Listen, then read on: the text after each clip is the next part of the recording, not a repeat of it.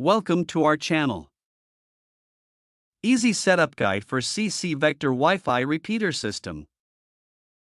Unbox. First, open the CC Vector box and check all the components: repeater unit, antennas, power adapter, and Ethernet cable. Attach antennas. Now, securely attach both antennas to the sides of the repeater unit by tightening them properly.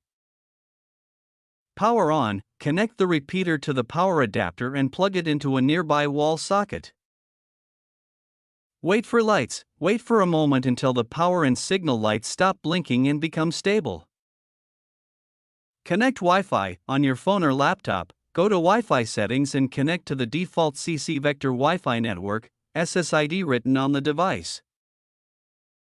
Open Setup page. Open your browser and type 192.168.18.1 in the address bar. This will take you to the setup page.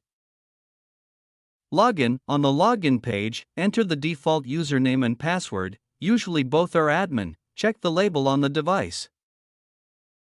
Scan networks. On the setup page, click on the scan or search option to detect nearby Wi-Fi networks.